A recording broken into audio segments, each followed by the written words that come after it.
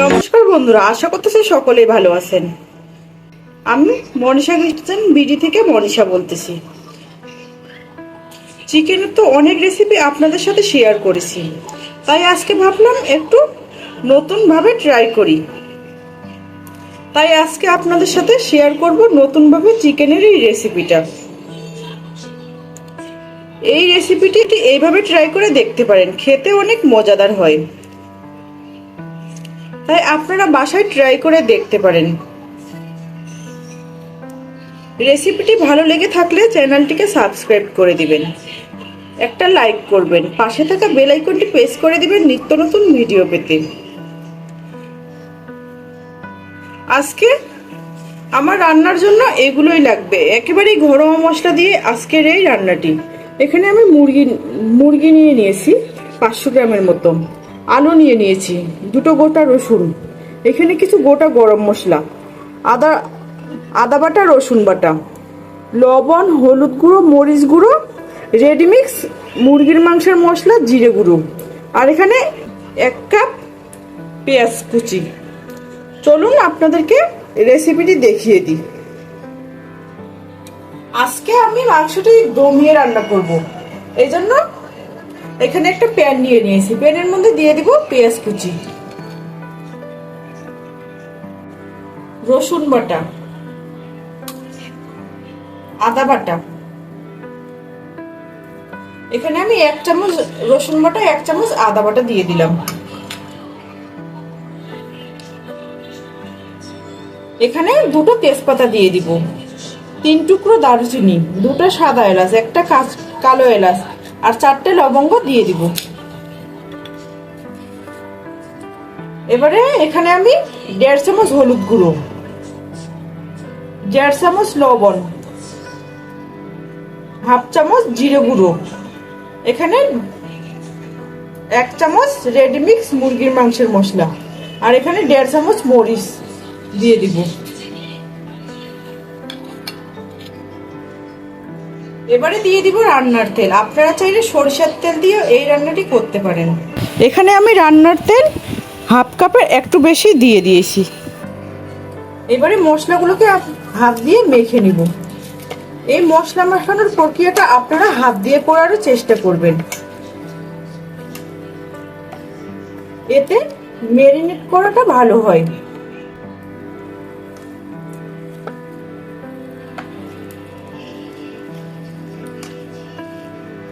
মেখে নেওয়া হয়ে গেছে। এবারে দিয়ে দিব মুরগির মাংস, দিয়ে ভালোভাবে মশলার সাথে মেখে নিব। আপনারা চাইলে আলুটাকে ভেজেও দিতে পারবেন, আমি কাঁচা অবস্থায় দিয়ে দিলাম।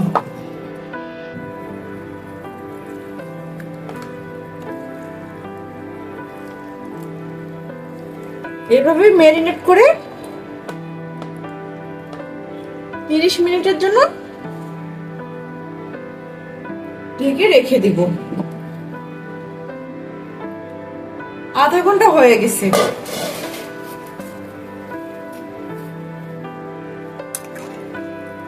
মাংসটা অনেকটাই নরম হয়ে এসেছে। এর পর্যায়ে অ্যাড করব আমি এখানে 1 কাপের মতো জল দিয়ে দিলাম। জল দিয়ে ভালোভাবে নাড়াচাড়া করিয়ে নেব।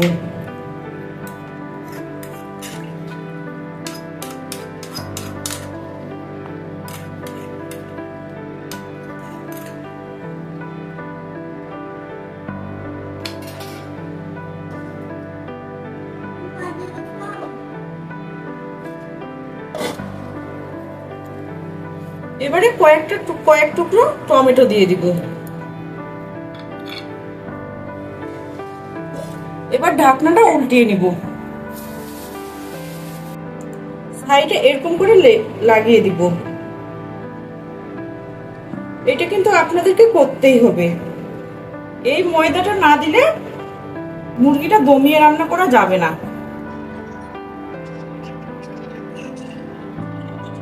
আর গোটা ঢাকনাটাতে ময়দা লাগিয়ে দেওয়া হয়ে গেছে।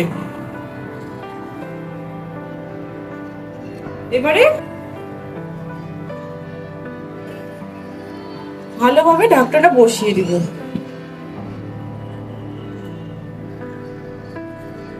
ঢাকনাটা লাগানো হয়ে গেছে, এবারে চুলায় যাওয়া যাক। এবারে চুলা জ্বালিয়ে চুলায় আমি কড়াইটা বসিয়ে দিব। আর এই রান্নাটি কিন্তু একেবারেই অবশ্যই চুলার আঁচটা মিডিয়াম টু লোয়ে রেখে রান্না করতে হবে।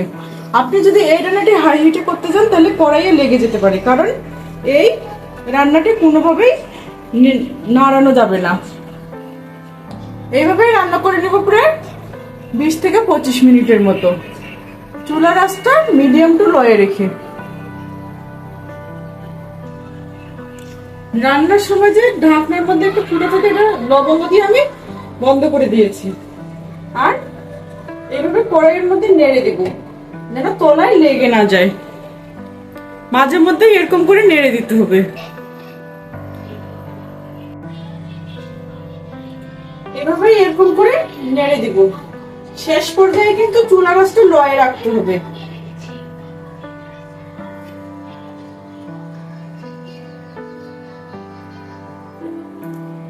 রান্নাটি আমার হয়ে এসেছে, এবারে আমি ঢাকনাটা তুলে নেব।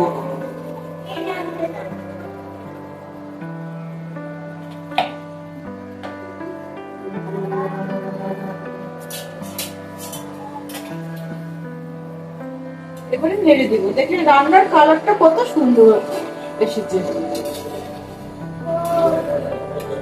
এটা আপনারা পরোটা বা ভাতের সাথে খেতে পারেন, খেতে অনেক সুস্বাদু ও মজাদার হয়। আরো আমি এখানে 2-3 মিনিটের মতো জাল করে নিব, ঝোলটা একটু বেশি হয়েছে তাই।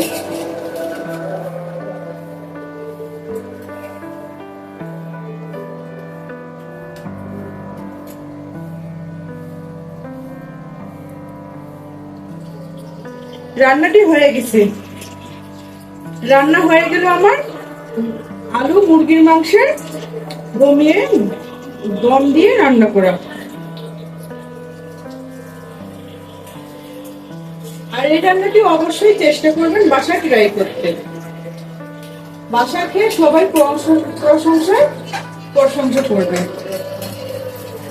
এতে কোনো প্রকারে মুরগির মাংসের কাঁচা গন্ধ থাকে না। আজকে এ পর্যন্তই, দেখা হবে অন্য কোনো রেসিপি নিয়ে। ততক্ষণে ভালো থাকবেন, সুস্থ থাকবেন। ধন্যবাদ।